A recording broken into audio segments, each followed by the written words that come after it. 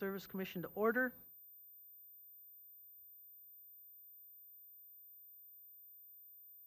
Commissioner Heidi Duran will be participating in this meeting via interactive television from her address at 3625 22nd Avenue South in Moorhead, Minnesota 56560, which location is open and accessible to the public during the meeting. Commissioner Mary Daly will be participating in this meeting via interactive television from her address at 718 Mound Avenue, Mankato, Minnesota 56001, which location is open and accessible to the public during the meeting. Moorhead Public Service Commission welcomes and encourages customer input on issues listed on the agenda or of general water, electric, utility interest, time and commission permitting.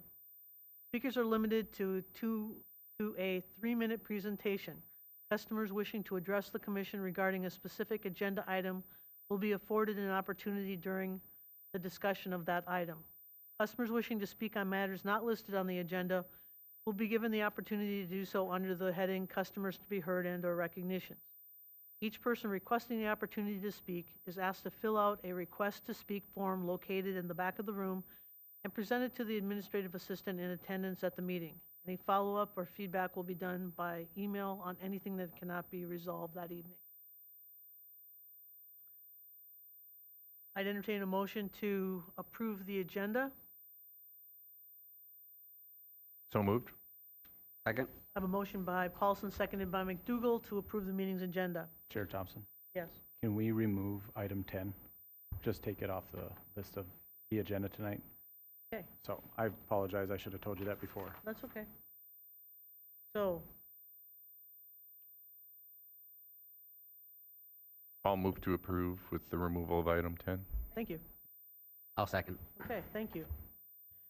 So we have an agenda approval process here. Take a vote. Gilbertson? Aye. Paulson? Aye. Duran? Aye. McDougall? Aye. And Thompson, aye. Now I'd entertain a motion to approve the consent agenda. So moved. Second. We have a motion by McDougall, seconded by Paulson, to approve the consent agenda. Discussion? Seeing none. Gilbertson? Aye. Paulson? Aye. Duran? Yes. McDougall? Aye. Thompson, yes. Customers to be heard or recognitions. Mr. Schmidt, anything? I have nothing tonight, besides just kudos to the water crew. Had a couple water main breaks over the night. One went from till about midnight, 12:30 in the morning, and then they were back in about 4:30 this morning again for another one. So from my understanding, hopefully those will both be repaired yet today. Great. And I don't know if this is appropriate, but I'd like to welcome Mr. Gilbertson, City Council Member Gilbertson, to the commission. Thank you. Old business. Anybody have any old business to bring up? Seeing none, moving on to reports. City Council, Mr. Gilbertson. Nothing to report at this time. Okay, thank you. Public Service Commission. General Manager's report. Mr. Schmidt. Sure. Had a light general manager's report. Most of that is really around the legislative efforts that are going on in the state of Minnesota currently. Probably the biggest thing, and it's attached here, that you got the MRES legislative line and the capital letter from MMUA, Minnesota Municipal Utilities Association. Some good information in there. The big one is probably the 100% carbon-free by 2040 bill. Also requires 55% renewable by 2035 and 100% carbon-free, of course, by 2040. Was down at the MMUA Legislative Conference a couple weeks ago. A lot of concerns around the cost and the rates to get to this point, or by 2040. Resource adequacy is also a concern, and then again, the reliability is also of concern. Everybody wants to make sure when they turn the lights on that something's there to see. So there's really not a lot of good generation resources that are available in the state of Minnesota currently to replace fossil fuels, which is that resource adequacy concern of it. Small modular nuclear is viable, but we require the repeal of the nuclear moratorium in Minnesota to do so. There is a bill that is out there. We'll see if that moves forward this year as well, too. Could have some potential for some stranded assets as technology becomes more available. And then also the purchase of renewable energy certificates. We could see those costs go up as well, too. Currently, we're already meeting majority of what they're requesting. We've already done that just over the last few years. Moorhead Public Service is currently 85% carbon-free. 55% of that 85% is renewable already.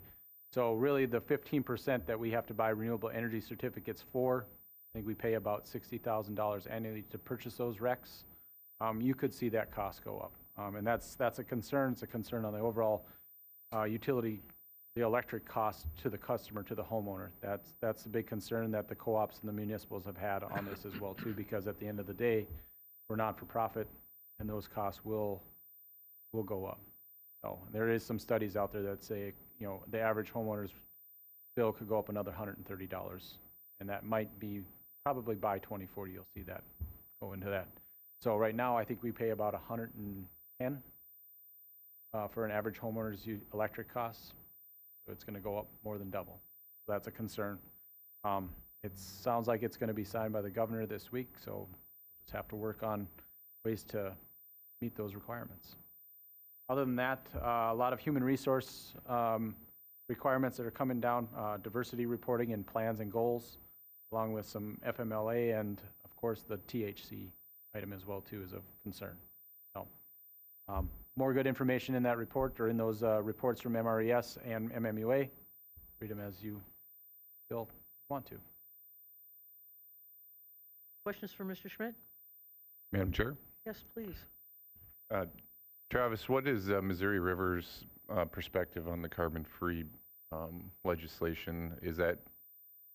Are they able to meet it with their portfolio today, or would this be challenging for them as far as their future strategic plans? Good question. It depends on the utility or the community. We luckily have a lot of Western Area Power or hydroelectric in our portfolio, so that makes it easy for us to accomplish this. You could see some of the other utilities that are members of Missouri River struggle with that, or in Minnesota, period. You're going to see that's where those costs are going to go up, because you're going to have to put in more renewables, more wind, more solar, and then find something else to replace some of that rotating iron that's going to be retired. So I think it's more of a concern. We've been moving in that path. If you looked at, our portfolio or Missouri River's portfolio 10, 20 years ago compared to today, it's greatly different. So we're moving in that path. This is just going to expedite it. And I think that's the concern that most utilities or joint action agencies or G&Ts from the cooperative side of things, we're already headed that way. Fossil fuels, coal, for the most part, they're going to end of life in the next 2 decades anyway, maybe 3 at the latest. If there was some newer stuff that was put online, but it's going to retire out anyway. So we're already heading that path. This is just going to make it harder. We have to get there quicker, which is going to be more costly. So, but they should be able to meet most of that, and they are looking at other options as well too. Laramie River Station is getting in that age of where it's going to have to retire sooner than later. So, but yeah, a good thing. There's 2 coal plants in Minnesota that I'm aware of that need to retire by 2030. That's 3,400 megawatts of generation that goes away. Something's got to be there to replace it. You can't fully rely on renewables to cover that, because the wind doesn't always blow and the sun doesn't always shine. So that's the perspective. We're working towards it. It's just gonna get sped up a little bit. Are there any other hydro projects in Minnesota that are being contemplated? I mean, I got to believe those are extremely difficult to permit. Yeah, difficult. You see more of it in Canada than you do in the United States. Gregory County is a good example of something that would be valuable, but again, it's still an intermittent resource because it's not 24/7, 365. Thank you. Yep. Any other questions? Okay, I entertain a motion to accept the general manager's report. So moved. Second. Motion by Paulson, seconded by McDougal to accept the general manager's report. All in favor, say aye. Aye. Aye. Opposed? Item number D, service territory payment to Red River Valley Co-op. Sure. Well, Mark was going to handle this, but he must be working with a customer, so I'll take care of it for him. Annually, we have to provide a report, and then, of course, payment to Red River Valley Co-op. Again, this is for all of our service territory buyouts that we've had, usually those last 10 years. We have 2 currently that are out there. We've got one from 2016, which was when we annexed in Oakport and took over their service territory from XL Energy and Red River Valley Co-op. Along with that, we've got a small little piece of property down on Highway 75 and 46th Avenue South that we purchased that service territory as well from Red River Valley Co-op in 2020. Overall, the payment, we're paying about $75,500 for Oakport and about $1,350 for the storage facility on the south side of Moorhead. The 2016, that one will be done in 2026 and 2030 for the other one. And we're working on our other service territory issue as well. So overall, looks to be pretty normal. Things adjusted just slightly from the last couple of years, but it's within range, so we're comfortable with it. Any questions? Seeing none, I'll to entertain a motion to accept the report. So moved. Second. Motion by Gilbertson, seconded by McDougal to accept the report. All in favor, say aye. Aye. Opposed? Item number 9, petition for installation of water and electrical service. Sure. Typically, we put these ones on consent. We've got a new commissioner tonight, so we'll help him a little bit along with some of this stuff. Again, whenever the city does a new development or extends services into a new development, we've also got to approve the installation of the water and electric in those developments, and this is really what it is. We're just requesting approval for that tonight on our work plan for 2023. Questions? Entertain a motion to accept the report or the petition. So moved. Second. Motion by McDougal, seconded by Paulson to accept the petition for installation of water and electric service for Johnson Farms. Discussion? Seeing none, all in favor say aye. Aye. Aye. Opposed? Okay. Item 10 has been stricken, or struck, I guess. Item number 11. And it's on consent. Item number 12. Sure. I'll have Taylor Holt come up and speak to this one. We've got 3 railroad crossing permits for you to approve this evening. I'll let Taylor go from there. There's not a whole lot to this one. There's just 3 railroad crossing permits that we're seeking from Burlington Northern Santa Fe.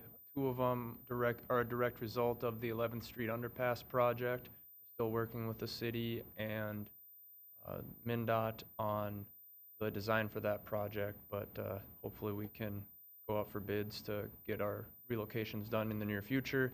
The 3rd permit is for a key customer who buys a lot of electricity from us. We're planning on doing a cable replacement project for them to make sure the reliability stays high for them. Are there any questions? Yeah, the reason we struck or requested removal of number 10 is we got some information today that required us to pause and have to maybe redo our design for 11th Street, so. Questions?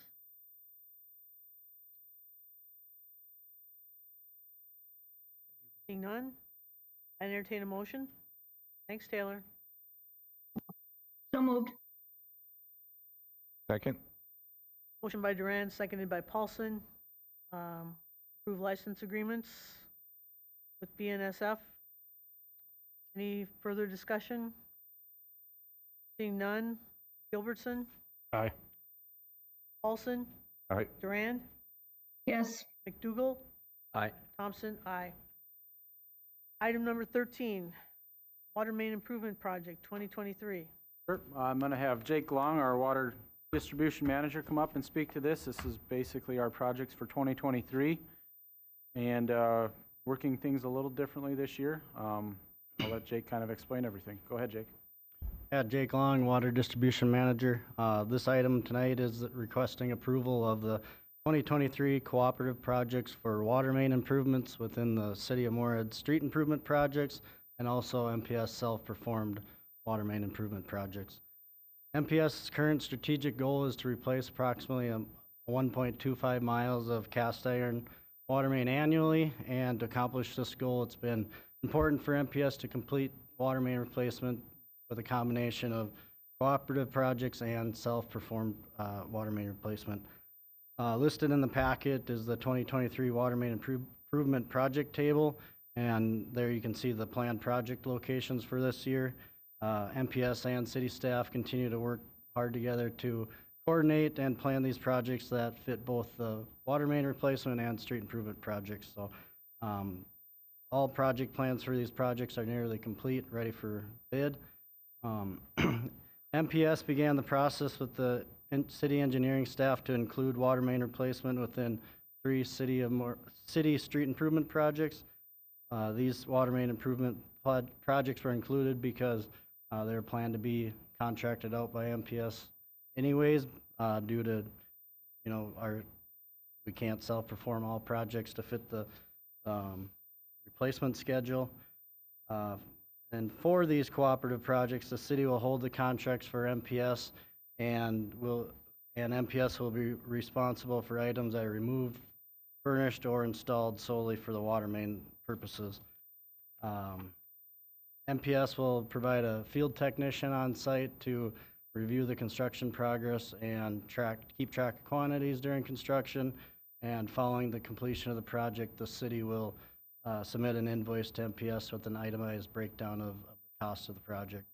And the city plans to advertise for bid these projects in the next few weeks, the next month. So in addition to that, MPS staff will also be completing several projects, as you can see in the table.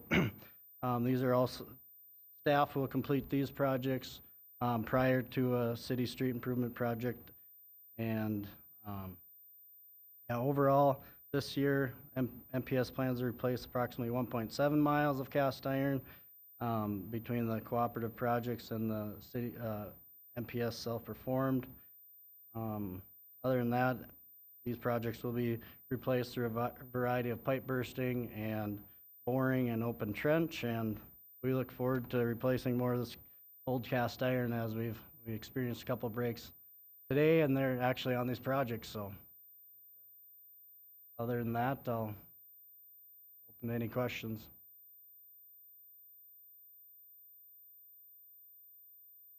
Questions for Jake? I just have a quick one, if I can. Thanks, Madam Chair. How many miles do we have left to replace? We have about 25 to 26 miles yet. So. Okay. All right, thank you. Yep. Like 30 years, isn't it? Yeah, well, we keep finding a little bit more here and there, so we get about a mile complete, and then our maps, our GIS maps, we'll find some new information, and all of a sudden it gets kicked back up a little bit, but we're getting there. Do a great job. Thank you. This can't be easy. Any other questions or comments? Can't entertain a motion. Thanks, Jake. So moved. Second.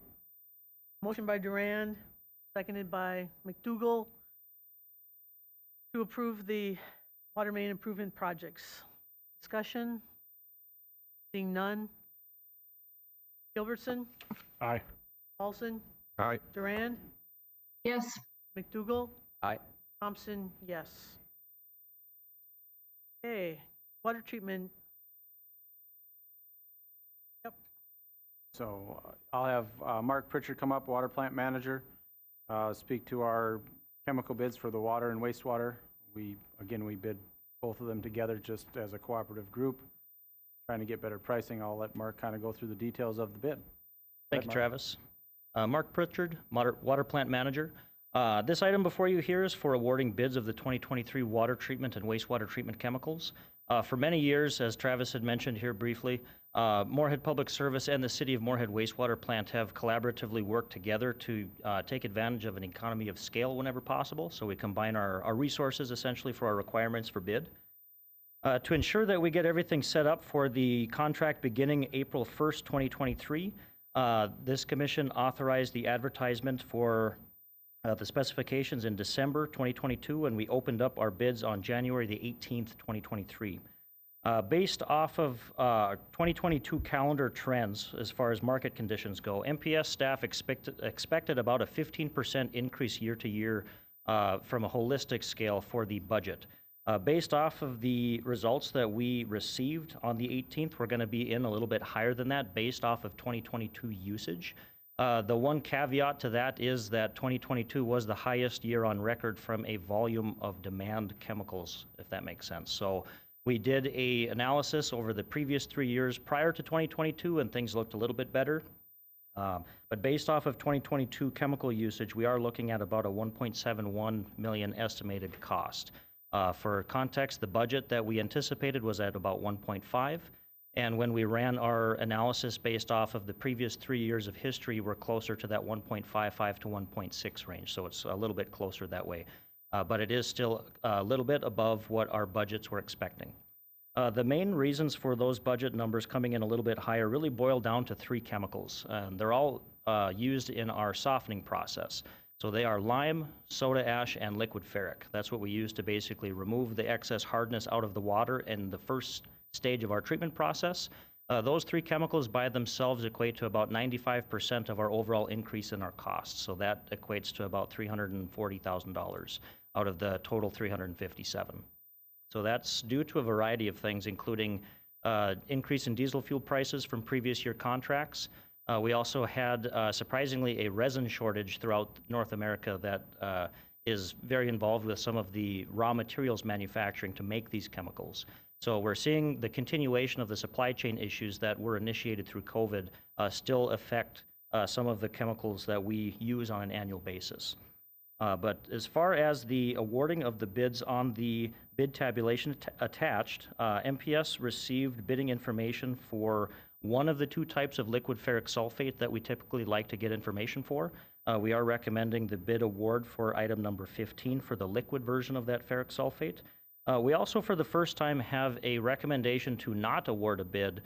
Bid item number 11, I believe I have it as number 6 on the item. Apologies there, it is actually number 11 for the aqua ammonia. This was the first year that MPS actually received a market price quote versus a 12-year quote price for an individual chemical. That was due to the high volatility of this chemical. The manufacturers are really in a bind as far as acquiring their own raw materials and having labor shortages being what they are. They actually recommended, after we discussed it with them, that we pursue purchasing on the open market about once a quarter when we need this chemical. So that would help MPS avoid an unnecessarily high bid price, and we would be able to still get what we need when we need it from this vendor. So we ended up talking it out and we're able to take care of that. So based off of the, again, going back to the 2022 budget usage, we are expecting to use approximately $1.6 to $1.7 million. This is, again, based off of 2022 calendar year numbers being the highest that we've seen in quite some time, so we're expecting them to be a little bit under. And we have talked about the budget implications with Mark Moylanen and Travis from the finance side of things, and we are comfortable moving forward with our $1.5 million budget, because at the end of the day, we're never quite sure what the river brings us until it gets here. So we're going to keep steady on course with our $1.5 million budget, and then if needed, for the 2024 rate setting process, we will recoup any kind of losses that we may have incurred at that time. But for now, we're going to stay the course. Questions for Mark? I have one. Bid item number 3 was dry ferric. There's nothing listed there? Correct, yes. In the past, we have received bidding information for both. It all depends based off of what unit price is most efficient from a funding perspective for what we use. We did not receive any information for dry ferric sulfate. That still is a difficult item to come by after the lone manufacturer in Finland, of all places, had a fire at their manufacturing facility, and they took a while to kind of get things back up to scale. So for many years, since about 2017, we've looked at information for both the dry and liquid, and this year, yes, we only received for the liquid.